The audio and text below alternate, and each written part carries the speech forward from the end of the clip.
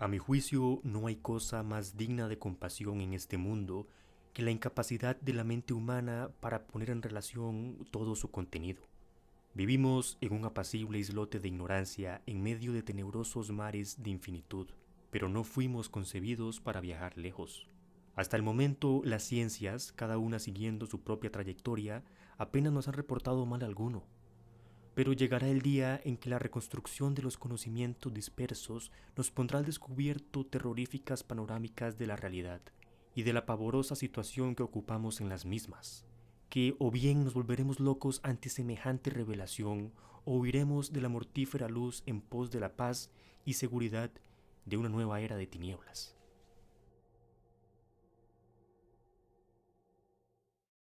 En pleno siglo XIX, el relato gótico domina completamente la literatura de terror.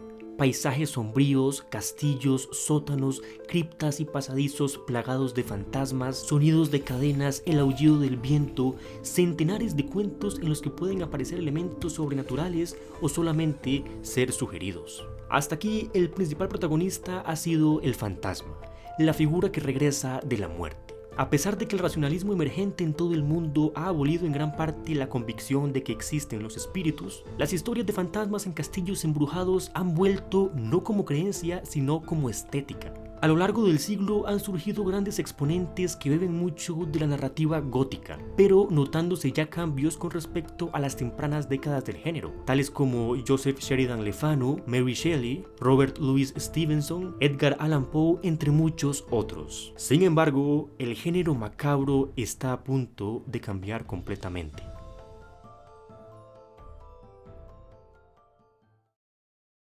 En este contexto nace Howard Phillips Lovecraft, el 20 de agosto de 1890 en Providence, Rhode Island. Es hijo único de Winfield Scott Lovecraft, un viajante de comercio, y Sarah Susan Phillips, una madre neurótica y sobreprotectora.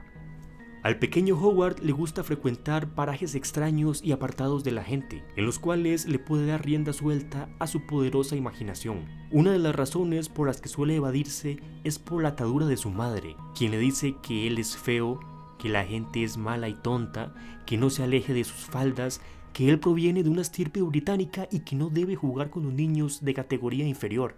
Mientras tanto, en su lugar favorito de escape se entretiene recreando situaciones históricas o imaginarias, y también observando, quizás escuchando los sonidos del bosque, quizás mirando las estrellas, pensando, imaginando. Su padre, con quien no convivió mucho, muere cuando él tiene 8 años. Lovecraft crece bajo el cuidado de su madre, sus 2 tías y su abuelo materno. Crece en este ambiente sobreprotegido, fantasioso, reprimido. Se suele refugiar en la enorme biblioteca de su abuelo, en donde pasa horas y horas leyendo.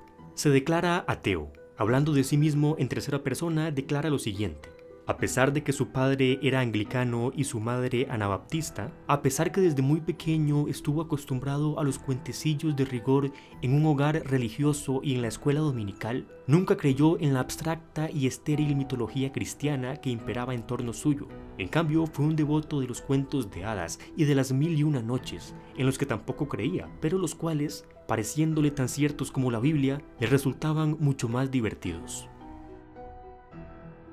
Howard se puede considerar un niño prodigio que aprendió a leer a los 3 años y comenzó a escribir a los 6 o 7.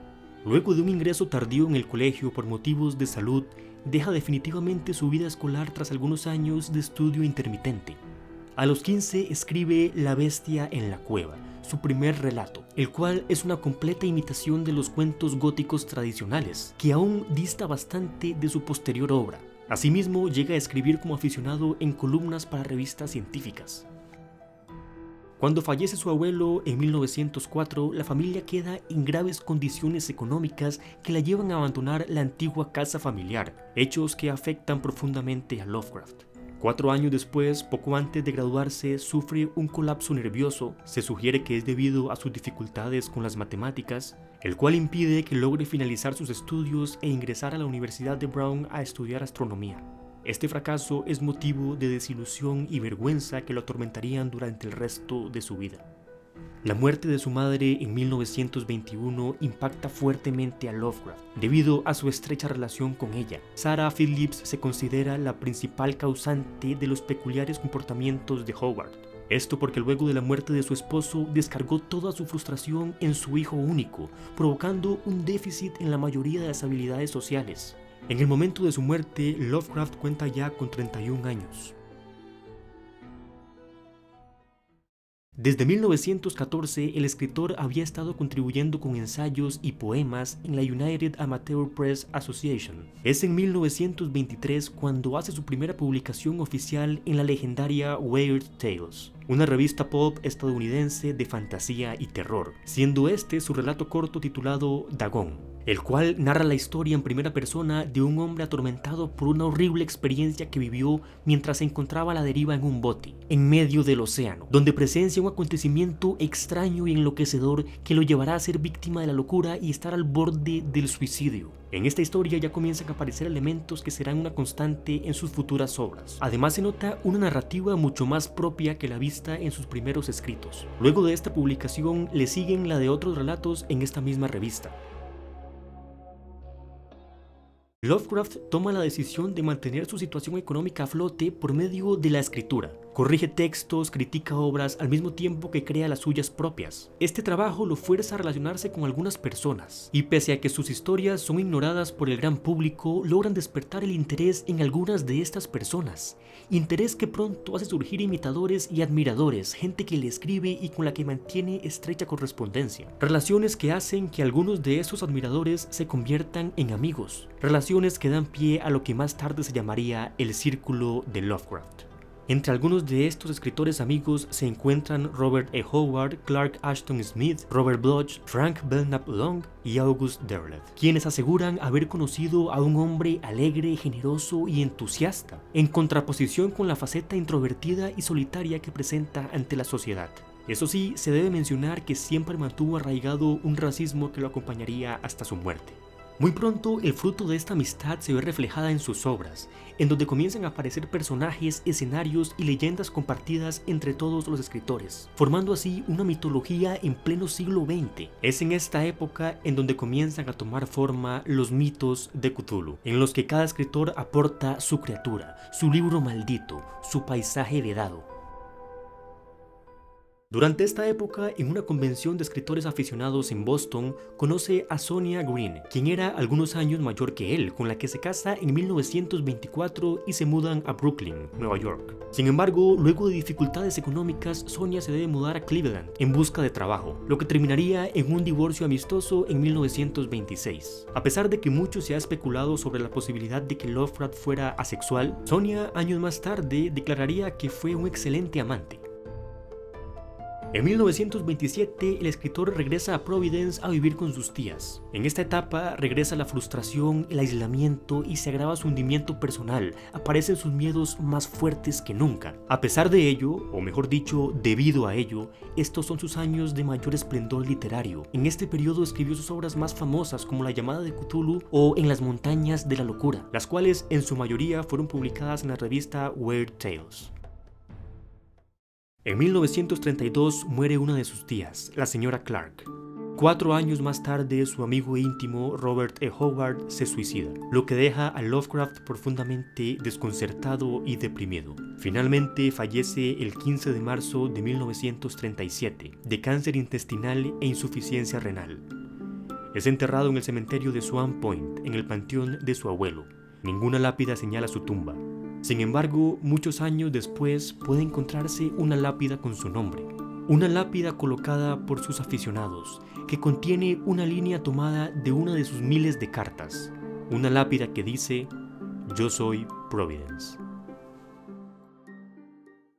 Sus obras pueden dividirse en 3 categorías: la etapa gótica, el ciclo onírico y los mitos de Cthulhu. En la primera se encuentran sus primeros escritos, en los que es notable la influencia de Edgar Allan Poe. Entre los que se pueden destacar están La bestia en la cueva y El intruso. pero gradualmente sus obras se ven cada vez más influenciadas por relatos fantásticos, lo que da inicio al ciclo onírico de Lovecraft. En esta segunda etapa se tiene como principal inspiración a Lord Dunsany, quien era conocido por sus relatos de irrealismo onírico, en los cuales curiosamente no suele haber un enfoque terrorífico, sino más bien cierto impulso triunfalista y épico. Pese a ello, Lovecraft le logra otorgar fácilmente a sus relatos ese terror del que carece la obra de Dunsany. Este ciclo contiene la presencia de dioses olvidados, civilizaciones perdidas y paisajes oníricos de fantasía a los que se puede llegar a través de los sueños de los hombres solitarios. Además, es un paso más en la creación de los mitos de Cthulhu. Es considerada la estructura de los mismos. En esta etapa se destacan relatos como Los gatos de Uthar, La llave de plata y la búsqueda onírica de la desconocida Kadath. Es entonces cuando el dunsanismo de sus relatos previos no resulta suficiente. Su narrativa ha ido evolucionando con el paso de los años y está a punto de convertirse en algo diferente, en algo nuevo.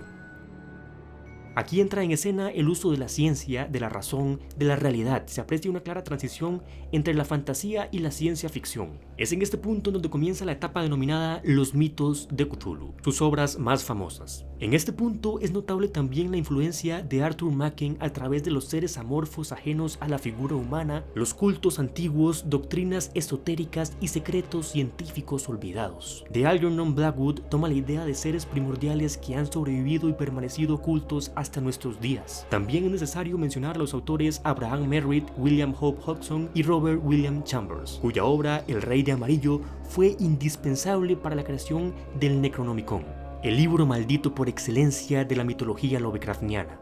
Además, igualmente hubo un poco de Edgar Allan Poe en esta nueva etapa, gracias a relatos como la narración de Arthur Gordon Pym, en donde se presentan parajes desconocidos y seres ajenos a este mundo. Todos estos diversos elementos se integran en la narrativa lovecraftiana hasta consolidar la grotesca mitología que se conoce hoy. Es así como Lovecraft logra transmutar los fantasmas, demonios y la magia en algo distinto que se sustenta en la realidad y en la incomprensión humana del cosmos. Porque todos los elementos mencionados de los distintos escritores no forman nada por sí solos, como sistemas aislados. Es el escritor de Providence quien hace más que una simple mezcla. Logra unir todos los ámbitos mediante una angustia cósmica, a la vez onírica y simbólica. Aquí nace el cuento materialista de terror. Y ya para finalizar, les dejo una cita que describe muy acertadamente, en mi opinión, qué representan los mitos de Cthulhu. Anteriores a la especie humana y aletargados por la hegemonía del hombre, los primitivos, enormes masas amorfas, esperan y sueñan con volver a dominar la tierra. El gran dios Cthulhu, el más maligno e importante de ellos, yace en el fondo del mar. Desde un punto de vista simbólico, todo esto es rigurosamente cierto. En el fondo del mar, que es cuna de la vida y símbolo de nuestro propio inconsciente prehumano, o en las entrañas de la tierra, en estratos geológicos arcaicos que simbolizan antiguos niveles de la mente, yacen nuestros terrores y deseos más ancestrales, los que heredamos de nuestros antepasados no humanos, junto con nuestra estructura cerebral y como memoria de un mundo entonces percibido a través de su mente irracional. Antes de ser hombres, hubo en nuestra vida una época de terrores sin nombre y de caos sin forma. Entonces, ciertamente, eran los primordiales señores del mundo. Howard Phillips Lovecraft, padre del horror cósmico.